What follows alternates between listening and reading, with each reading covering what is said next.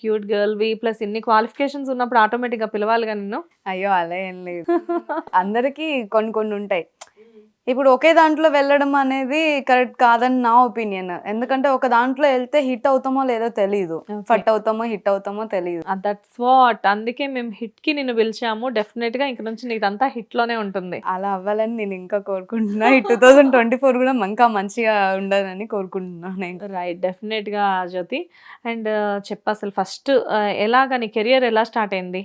ఇప్పుడు దాకా ఎవరికి చెప్పలేదు, ఎవరికి తెలీదు. అంటే చూస్తున్నారు, అంటే మన అంటే స్క్రీన్లో ఒకలా ఉంటాం, బయట ఒకలా ఉంటాం. కొంతమందికి తెలుసు, తెలీదు, చాలా ఉంటాయి. ఇప్పుడు దాకా అయితే నా గురించి అంత ఎవరికి తెలీదు. మీకే ఫస్ట్ ఇంటర్వ్యూ ఇవ్వడం. చాలా మంది అడిగినా కూడా నేను ఎవరికి ఇవ్వలేదు. థ్యాంక్స్ అమ్మా. సో అంత మ్యాటర్ ఏం ఉందిలే అని చెప్పేసి ఇవ్వలేదు. సో నువ్వు అంటే బాగా క్లోజ్ కాబట్టి నువ్వు అడగంగానే ఓకే అక్క అని చెప్పాను. Thank you so much. So normal, పెద్ద ఏం లేదు, సింపుల్ లైఫ్. సింపుల్ లైఫ్ అంటే అసలు ఎక్కడ పుట్టింది జ్యోతి? మాది వచ్చేసి కడప సైడ్. అందరూ, నేను ఎందుకంటే చెప్పాలంటే భయం వేస్తుంది నాకు. కడప అని చెప్పగానే మీ దగ్గర బాంబులు ఉన్నాయి కదా అని అనేస్తారు. నాకు ఉండవులే నీ దగ్గర, అలా ఏం ఉండదు. ఫస్ట్ చెప్పగానే కడప అని చెప్పేసి ఫస్ట్ ఫీలింగ్, అమ్మో కడప చాలా జాగ్రత్త ఉండాలి అని అంటారు అందరూ. బట్ అలా ఏం ఉండదు. బట్ మా పుట్టింది అంతా మొత్తం కడప సైడ్ మాది. సో ఇంకా తర్వాత ఈ ఫీల్డ్లో కంటే ఏదో టైం కలిసి వచ్చానని చెప్పచ్చు. అంటే నీకు చిన్నప్పటి నుంచి ఇంట్రెస్టా ఈ ఫీల్డ్కి రావాలి అని చెప్పి? అది అయితే ఒక ఫన్నీ ఉంది మా మమ్మీతో. మా మమ్మీ వాళ్ళు ఇక్కడ ఉండేవాళ్ళు కాదు నా చిన్నప్పటి నుంచి. సో దుబాయ్ సైడ్ ఉండేవాళ్ళు. మరి నువ్వెవరి దగ్గర పెరిగావు? మా అమ్మమ్మ వాళ్ళ దగ్గర. అమ్మమ్మ దగ్గర. ఓకే. మా ఫాదర్ లేరు, మా ఫాదర్ ఎక్స్పైర్ చిన్నప్పుడు 3rd క్లాస్లో ఉన్నప్పుడు. సో ఇంకా మా మదరే అన్నీ చూసుకున్నారు. సో ఒకరోజు నాకు నార్మల్గా ఎందుకు అనిపించిందో నాకు తెలీదు. ఏదో చూసి నేను ఇన్స్పైర్ అయ్యి వచ్చానన్న దానికి ఏది రీజన్ లేదు. నార్మల్గా ఏదో నాకే అనిపించి మా మమ్మీ కాల్ చేసి నేను ఇలా యాక్టర్ అవుదాం అనుకుంటున్నా అంటే ఇంకా మా ఇంట్లో అందరూ నవ్వడం స్టార్ట్ చేశారు.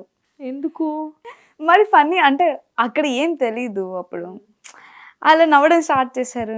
నేను కూడా నాకు ఏం అర్థం కాలే. ఏం అడిగాను, నేను ఏమైనా రాంగ్ అడిగానా, లేకపోతే ఎందుకు నవ్వుతున్నారు, లేకపోతే నీకు అంత సీన్ లేదని అన్నారా, లేకపోతే ఏం అర్థం కాలే. సర్లే ఫస్ట్ నువ్వు చదువు తర్వాత చూద్దాం అన్నారు. అంటే ఎప్పుడు చెప్పావు ఈ విషయం నువ్వు ఇంట్లో?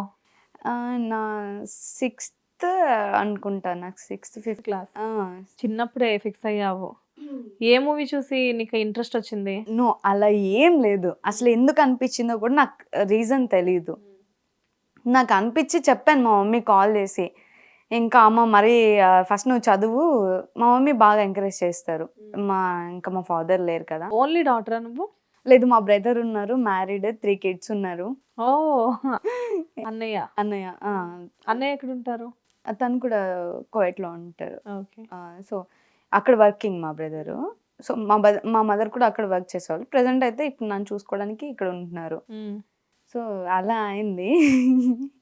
కొంచెం ఫన్నీ అనుకోవచ్చు. నేనేమి ఏది చూసి ఇన్స్పైర్ అవ్వలేదు, లేదంటే వాళ్ళని చూసి వీళ్ళని చూసి నేను ఇలా అయిపోవాలి అలా అయిపోవాలి అసలు ఏం లేదు.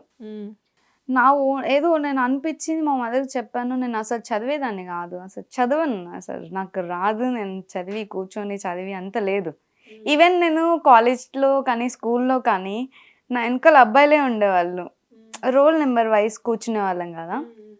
వాళ్ళు చూపించినా కూడా నేను కనీసం నా పాస్ మార్క్ వరకు రాసి పాస్ అయ్యామా లేదా అన్నది మాత్రమే చూసుకుంటా తప్ప నేను ఎప్పుడు ఫస్ట్ క్లాస్ రావాలి అన్నది నాకు ఎప్పుడు లేదు. అంటే నేను అంత చదివే స్టూడెంట్ కూడా కాదు. మిగతా యాక్టివిటీస్ అంటావా ఏది చూసినా నేను వితిన్ సెకండ్లో, నాకు రాకపోయినా నేను వితిన్ సెకండ్లో నేర్చుకొని చేస్తాను. చదువు తప్ప అన్నీ వచ్చు. మరి చదువు రాదు, మరి మూవీస్లో ప్రాంప్టింగ్ తీసుకుంటావా లేకపోతే బట్టేవా? ఇది మరి ఫన్నీ అసలు. మరి అదే కదా, రాదు మీన్స్ ఎక్కువ మనం టాప్ క్లాస్ కాదు, మరి అంత చదివే స్టూడెంట్ కాదు. ఏదైనా గుర్తు పెట్టుకోవాలన్నా బట్టి పెట్టాలన్నా మినిమం తెలియాలి కదా. అలా కాదు అక్క, అలా అయితే అసలు కాదు. మరి అంత స్టూడెంట్ మనం అంత చదివే మైండ్ సెట్ కాదు. ఏదో ఇంకా చదవాలని మన ఇంట్లో వాళ్ళు ఫోర్స్ చేస్తే మనం చదువుతాం చూడు, అవే అంతే. చదివాను మొత్తానికైతే. చదివావు? ఏం చదివావు ఇంతకి? నా నా ఇంటర్ తర్వాత డిగ్రీ స్టార్ట్ చేసి అది నార్మల్ ప్రైవేట్ గా చేసావా డిస్టెన్స్ లో? ఓపెన్ డిగ్రీ పట్టేసి తర్వాత ఫ్యాషన్ డిజైనింగ్ జాయిన్ అయ్యి డిగ్రీ చేసిన మాట కూడా నీకు గుర్తులేదు, అంత బాగా డిగ్రీ చేసావు. ఎనీవేస్ ఫైనల్లీ డిగ్రీ అయితే కంప్లీట్ చేసావు. చేశాను. బట్ తర్వాత నాకు ఎక్కువ అది ఇంట్రెస్ట్ లేదు. ఫస్ట్ డే ఏమైందంటే నా ఇంటర్ తర్వాత కాలేజ్ జాయిన్ అయిన తర్వాత నాకు అక్కడ నాకు ఎవరు కాలేజ్లో నచ్చలేదు. వెళ్ళడం కానీ వాళ్ళ బిహేవియర్స్ కానీ నాకు ఏదైనా నచ్చకపోతే నేను అసలు అక్కడ విత్ ఇన్ సెకండ్ కూడా ఉండలేను నేను. ఈవెన్ ఆ కాలేజ్ నేను ఒకసారి జాయిన్ అయ్యాను, మా బ్రదర్ సజెస్ట్ చేస్తే జాయిన్ అయ్యాను. నాకు అసలు నచ్చలేదు. జాయిన్ అయిన సెకండ్ డే, ఫస్ట్ డే వెళ్ళాను ఏదో జాయిన్ అయ్యి మళ్ళీ ఇంటికి వచ్చేసాను. తర్వాత సెకండ్ డే వెళ్ళాను, మొత్తం చూశాను, ఇది మనకు సెట్ అవ్వదు, వర్కౌట్ అవ్వదు, ఇట్లా కాదని చెప్పేసి వెంటనే నాకు వద్దు అసలు నేను చదవను అంటే కనీసం అట్లయినా పెట్టు అని చెప్పేసి అలా పెట్టిచ్చేసి తర్వాత నాకు ఇష్టమైంది ఫ్యాషన్ డిజైనింగ్. సో దానికోసం ఒక టూ ఇయర్స్ వెయిట్ చేశాను. 2 years వెయిట్ చేసి జాబ్ చేసి తర్వాత మా మదర్ అప్పుడు చదివించే అంత లేదు ఆ సిచ్యువేషన్లో. సో 2 years వెయిట్ చేశానంటే వెయిట్ చెయ్యి, అంతలోపు నీవు ఏం చేస్తావో నీ ఇష్టం అంటే అప్పుడు కూడా యాక్టింగ్ అనే థాట్లో ఇంకా లేదు, అప్పుడు థాట్లో లేదు. 6th లోనే వచ్చిందన్నావు థాట్? వచ్చింది బట్ మళ్ళీ చేద్దాం అన్న దాంట్లో లేదు. Okay. అప్పుడు థాట్ అయితే వచ్చింది, మళ్ళీ చేద్దాం కంటిన్యూ చేద్దాం అన్న దాంట్లో అయితే లేను. ఓకే. జాబ్ చేసిన తర్వాత ఫ్యాషన్ డిజైనింగ్ 2 years వెయిట్ చేసి జాబ్ చేసి తర్వాత ఫ్యాషన్ డిజైనింగ్ జాయిన్ అయ్యా. సో నువ్వు ఫ్యాషన్ డిజైనింగ్ కూడా చేసావా? చేశాను. ఓకే. అవును, 3-4 years అవుతుంది. ఓకే. సో స్టార్ట్ చేసి అది స్టార్ట్ చేసిన తర్వాత అప్పుడు ఇంట్రెస్ట్ వచ్చింది, లేదు మళ్ళీ యాక్టింగ్కి వెళ్ళిపోదాం.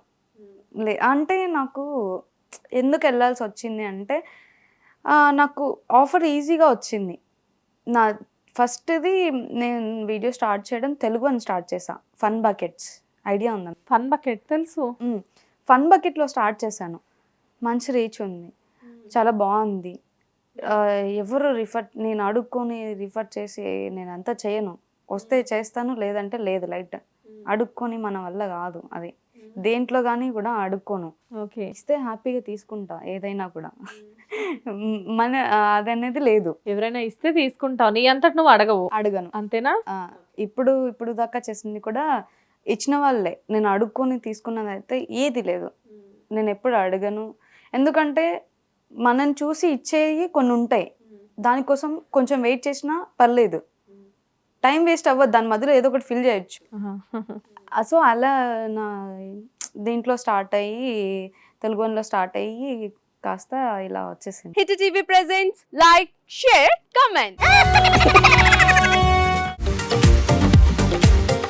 టీవీ వాళ్ళకు కూడా నేను ఒక సర్ప్రైజ్ ఇద్దాం అనుకుంటున్నాను. మీరు మాత్రమే జెస్సీ ఎందుకు అయ్యారు? ఇలాంటి అమ్మాయిలకి పిలవడానికి బాగుంటుంది.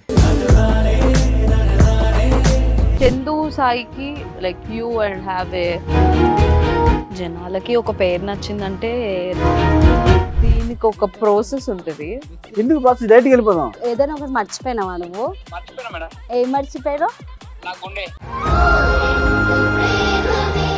ఏదో ఆ టైంకి మన సుడి బాగుంటే ఎవరన్నా చూపిస్తే రాయగలం కానీ డోర్ టు డోర్ సేల్స్ చేసేవాళ్ళు. శారీ వస్తుంది, శారీలో వెనకాల కట్టుకుని